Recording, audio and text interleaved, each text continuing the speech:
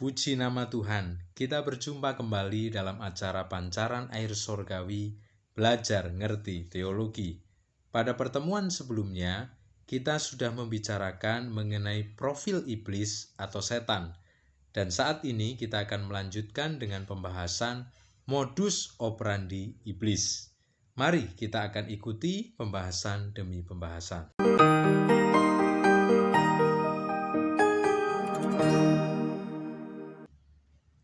Yang pertama, iblis menggoda. Tujuan iblis menggoda adalah supaya orang-orang percaya jatuh dalam dosa atau melakukan kejahatan. Ada 3 wujud godaan iblis. Yang pertama, iblis menggoda dengan memunculkan keegoisan. Kita ingat cerita pasangan suami istri Ananias dan Safira. Setelah aset mereka terjual dan mereka akan membayar nasar, maka muncullah rasa sayang terhadap aset tersebut, muncullah keegoisan atau mengutamakan diri sendiri, tidak lagi mau memperhatikan orang lain. Itu adalah kerja iblis, itu adalah wujud godaan iblis. Yang kedua, iblis menggoda dengan kehidupan amoral atau ketidaksusilaan. Kita bisa lihat dalam 1 Korintus 7 ayat yang kelima, Paulus memberi nasihat kepada pasangan suami istri agar tidak menjaga jarak. Karena ketika pasangan suami istri sering menjaga jarak, maka iblis bisa masuk memberikan godaan-godaan amoral atau asusila tersebut. Dan wujud godaan yang ketiga adalah iblis menggoda dengan menawarkan materi dan kemewahan duniawi. Ada banyak orang yang dalam hidup ini merasa kurang, tidak pernah puas, dan kemudian tergoda dengan materi serta kemewahan dunia. Mereka melakukan apapun termasuk perbuatan dosa, perbuatan jahat, perbuatan kriminal untuk memperoleh materi tersebut.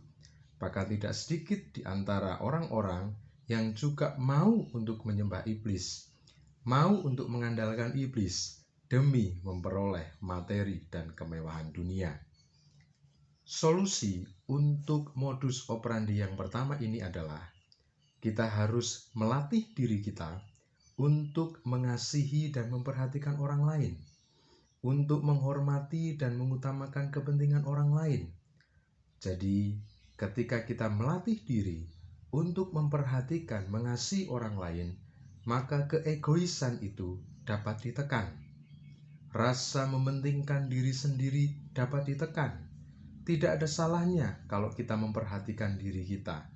Tetapi yang salah adalah ketika kita hanya memperhatikan diri kita dan tanpa memperhatikan orang lain.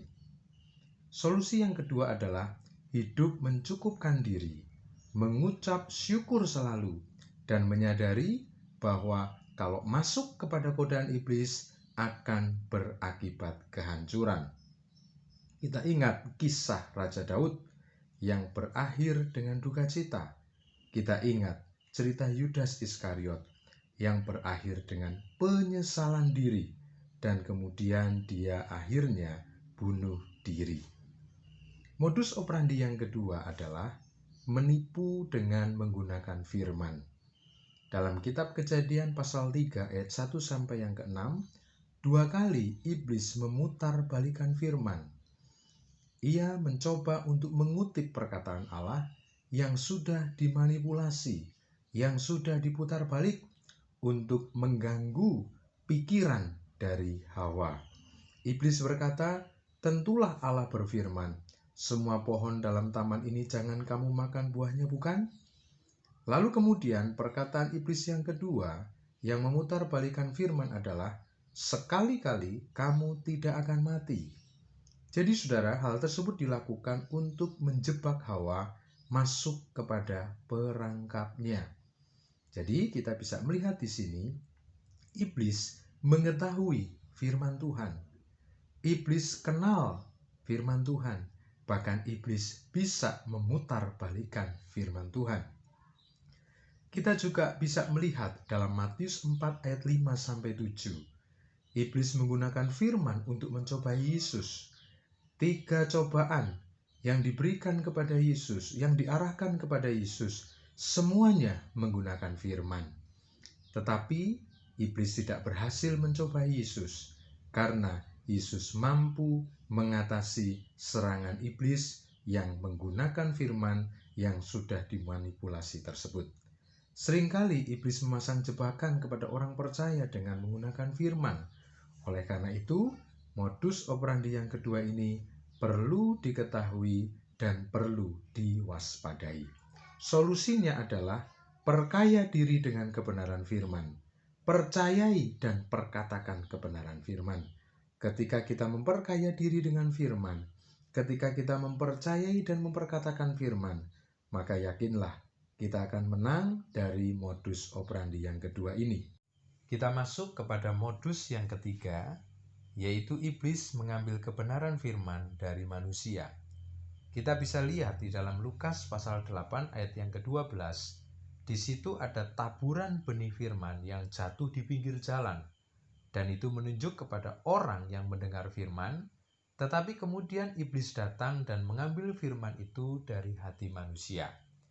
Tujuan iblis mengambil firman adalah supaya orang tersebut tidak mempercayai dan akhirnya tidak diselamatkan.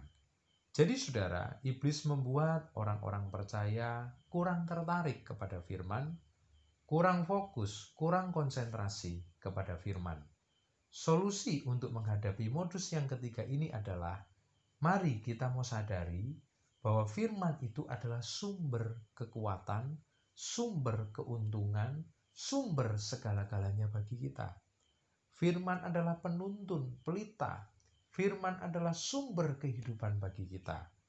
Oleh karenanya, kita mau lebih tertarik kepada firman daripada kepada hal-hal yang lainnya. Kemudian kita harus latih diri kita untuk fokus, untuk konsentrasi terhadap firman. Karena fokus dan konsentrasi itu adalah kunci memahami firman. Dan ketika kita paham firman, maka akan tumbuh rasa percaya. Firman Tuhan katakan iman muncul dari pendengaran. Supaya kita bisa mendengar dengan baik, perlu fokus. Setelah mendengar, maka kita bisa memahami melalui akal kita, dan kemudian kita mempercayai. Kita masuk kepada modus yang keempat. Iblis menanamkan benih-benih perpecahan. Iblis menanamkan kebencian, menanamkan dendam, menanamkan kekacauan, supaya orang-orang percaya tidak bersatu dan tidak ada di dalam kerukunan. Saudara, iblis dan kerajaannya itu kompak, solid, selalu bersatu, dan itu diakui oleh Tuhan Yesus dalam Matius 12 ayat 25-26. Iblis sadar betul kalau orang-orang percaya ada di dalam kekompakan, maka kekuatannya menjadi besar. Bersatu kita teguh, bercerai kita runtuh. Itu filosofi yang ada di bangsa kita, dan itu adalah sebuah kebenaran. Oleh karenanya, kita harus mengetahui dan harus menyadari bahwa tanpa kerukunan menjadi kecil kekuatan kita. Pepatah dunia berkata bahwa satu musuh itu sudah terlalu banyak. Firman Tuhan juga berkata seperti itu. Ketika kita ada di dalam kekompakan, kebersamaan, ketika kita lebih dari satu, maka kekuatan kita pun juga pasti bertambah. Jadi, solusinya adalah kita harus menyadari bahwa ketidakrukunan akan membuat kekuatan kita menjadi kecil. Mari kita mau saling mengampuni satu dengan yang lain. Kita mau senang ketika lihat orang senang. Kita susah ketika lihat orang susah. Tidak ada iri hati di dalam diri kita. Karena kita semuanya adalah keluarga di dalam Tuhan. Kita semua adalah orang-orang yang sama-sama menerima kasih karunia yang dari Tuhan. Kita masuk kepada modus operandi yang kelima. Iblis menyamar seperti malaikat terang. Dan ini muncul dalam pelayanan-pelayanan hamba Tuhan. Bahkan nanti di akhir zaman akan masif dan marak munculnya nabi-nabi palsu yang berpuncak kepada antikris, kepalsuan di atas kepalsuan. Jadi, untuk mengatasi atau melawan modus yang kelima ini, diperlukan kepekaan rohani, diperlukan pengetahuan firman yang mumpuni, diperlukan pemahaman firman yang memadai. Karena untuk membedakan kerja iblis dengan kerja malaikat sangat sulit, karena iblis menyamar seperti malaikat terang. Ada hamba-hamba Tuhan yang mengajarkan sepertinya kebenaran, tetapi ternyata kesesatan. Ada hamba-hamba Tuhan yang mengajak untuk melakukan hal-hal yang sepertinya baik, tetapi ternyata tidak baik. Nah, ini semuanya butuh kekayaan pemahaman firman, supaya kita bisa membedakan mana yang benar, mana yang salah. Ajaran dan ajakan yang benar dan ajaran dan ajakan yang salah. Dan ini perlu sekali kita memiliki sensitivitas rohani. Kuncinya ada di 1 Tesalonika 5:21. Ujilah segala sesuatu. Dengan apa kita menguji? Dengan kekayaan firman yang ada di dalam diri kita. Dan sensitivitas rohani. Lalu kemudian, peganglah yang baik. Abaikan yang tidak baik. Tolaklah yang tidak baik. Tolaklah yang sesat. Ini akan menyelamatkan kita dari modus operandi yang kelima. Modus operandi yang keenam, saudara, yaitu iblis menyerang, menyakiti, bahkan merasuk beberapa orang, beberapa manusia. Kita ingat cerita Ayub, disakiti oleh iblis. Iblis juga mencegah hamba-hamba Allah dalam pelayanan, bahkan juga memenjarakan orang-orang percaya. Iblis menuduh orang-orang percaya. Iblis merasuk manusia, bahkan orang-orang percaya yang jauh dari Tuhan, itu pun juga bisa dirasuk oleh iblis.